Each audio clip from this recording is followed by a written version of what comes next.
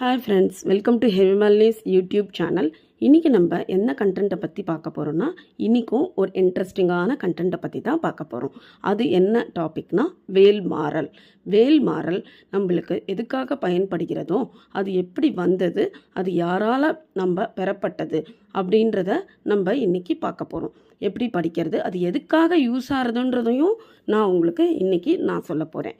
Okay friends, இப்போது வேல்மாறல் அது first எப்படி வந்தது அப்படின்றத நம்ம பார்த்துடலாம். அதுக்கு முன்னாடி சேனலை சப்ஸ்கிரைப் பண்ணிக்கோங்க, லைக் பண்ணுங்கள், ஷேர் பண்ணுங்கள், உங்கள் ஃப்ரெண்ட்ஸ்க்கு எல்லாருக்கும் ஷேர் பண்ணுங்கள். வீடியோவை ஃபுல்லாக பாருங்கள் ஃப்ரெண்ட்ஸ். அப்போ தான் முக்கியமான கருத்துக்கள் ஏதாவது இருந்தாலும் விடுபடாமல் நீங்கள் ஃபுல்லாகவே அந்த கண்டென்ட்டை ஃபுல்லாக கிரகிச்சிக்க முடியும். ஓகே ஃப்ரெண்ட்ஸ், நம்ம இப்போ வீடியோக்குள்ளே போகலாமா? இப்போது வேல்மாறல் எப்படி வந்தது? வேல் வகுப்பு அப்படின்ட்டு வேல் வகுப்பு 16 ஸ்டான்ஸாவை கொண்டது. அந்த 16 ஸ்டான்ஸாவை அருணகிரிநாதர் தான் நம்மளுக்கு கொடுத்தார். அருணகிரிநாதர் அருளி செய்த அந்த வேல் வகுப்பை வேல்மாறலாக சச்சிதானந்த சுவாமிகள் 64 பாடல்களாக அருளி செய்தார். வேல் வகுப்பு அப்படின்னா என்ன? ஔஷதம் அப்படின்னு பேர். ஔஷதம்னா என்ன? மருந்து புறநோயை தீர்க்கும். அப்புறம் என்னென்னா, அது எல்லா பிரச்சனைக்கும் என்னென்ன பிரச்சனைகள் நம்மளுக்கு இருக்கோ, கடன் பிரச்சனை, திருமணம் ஆகலை, செல்வம் சேரலை, இந்த மாதிரி எல்லா பிரச்சனையும் தீர்க்கறதுக்கு நான் ஒரு 2-3 தான் சொல்லியிருக்கேன். எவ்வளவோ பிரச்சனைகள் இருக்குது. நம்மளுக்கு வீட்டில் அடிக்கடி சண்டை வருது, நிம்மதி இல்லாத வாழ்க்கை. ஸோ இந்த மாதிரி எல்லா பிரச்சனையும் பசங்க கூட படிக்கலாம். வேல்மாறலை பசங்க கூட படிக்கலாம்.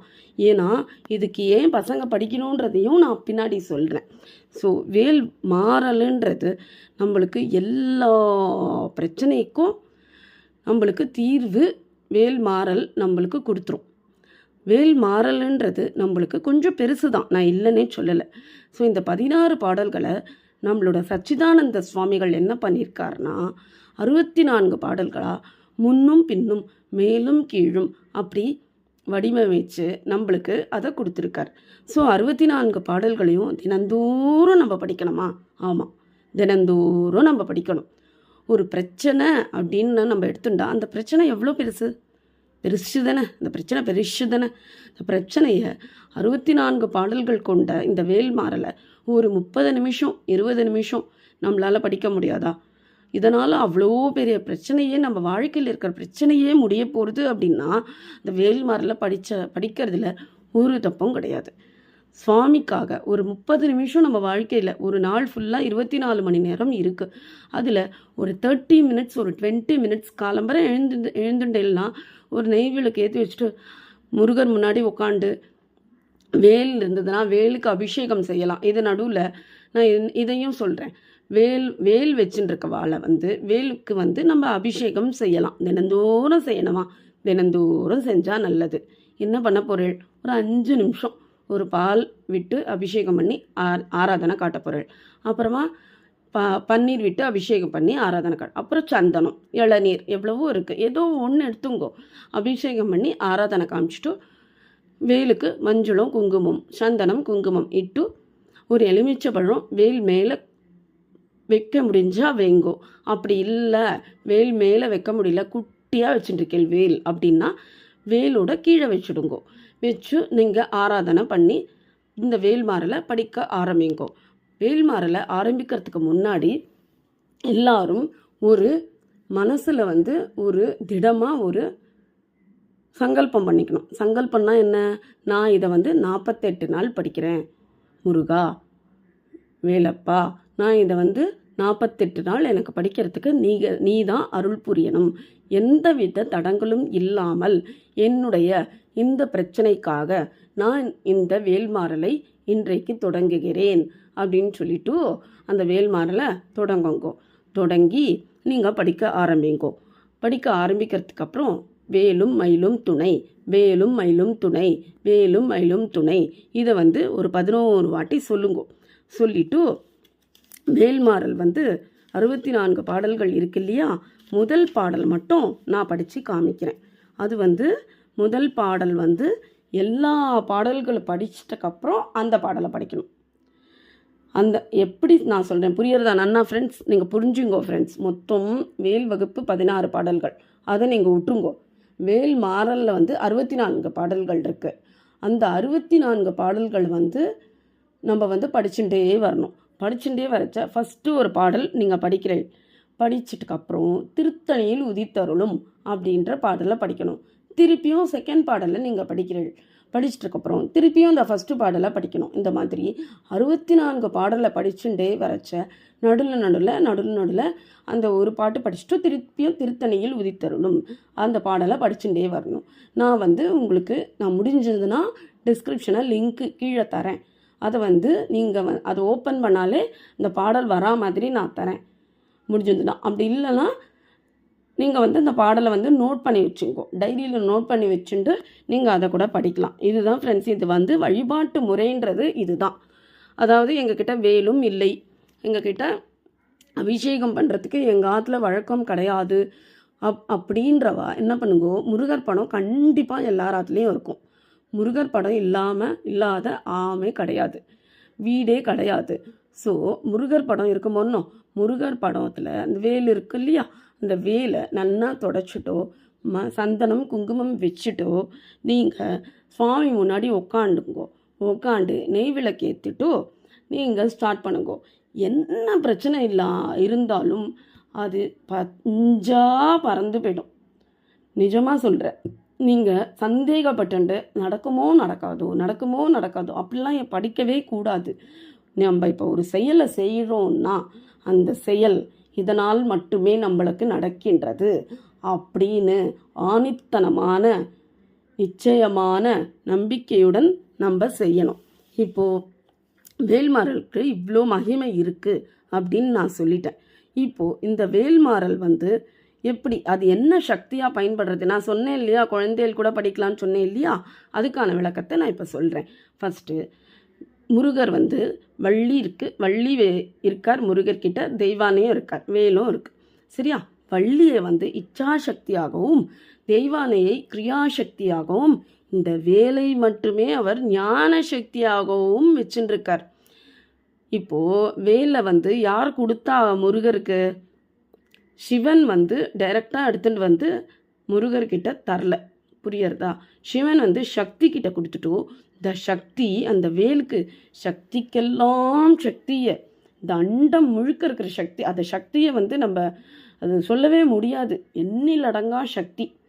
அந்த சக்தியை கொடுத்து அந்த ஞான வேலா அதை மாற்றி அந்த ஞான சக்தியை வந்து கொடுத்துருக்கா முருகர்கிட்ட. அம்பாள் கொடுத்து அதை வந்து வேலா வச்சுட்டுருக்கார். இந்த வேலை மட்டுமே சில கிராமங்கள்லாம் வந்து நீங்கள் பார்த்துருந்தேன்னா இந்த வேலுக்கு மட்டுமே அபிஷேகம்லாம் பண்ணி அதுக்கு வந்து எலுமிச்சம்பழம் மேலெலாம் குத்தி வைப்பா. இப்போ நம்ம ஆற்றுல வந்து எலுமிச்சம்பழம் குத்தி வைக்கிற அளவுக்கு நம்ம வேலெலாம் வச்சுக்க முடியாது. நம்ம வச்சுப்போம், எப்படி வச்சுப்போம், ஒரு விரல் அளவுக்கு ஹைட்டில் மட்டும்தான் நம்ம வேலை ஆற்றில் வைத்து கொள்ள வேண்டும். புரிஞ்சுக்கோ ஃப்ரெண்ட்ஸ், அதுக்கு மேலே வைக்கக்கூடாது. ஏன்னா அதுக்கு நிறைய நம்ம பண்ணணும். நீங்கள் சுவாமி சிலையை வந்து பெருசாக போக போக போக போக அதுக்கான நம்ம நைவேத்தியங்கள், ஆராதனைகள், பூஜைகள் எல்லாமே நிறைய பண்ணணும், சுத்தமாகவும் இருக்கணும்.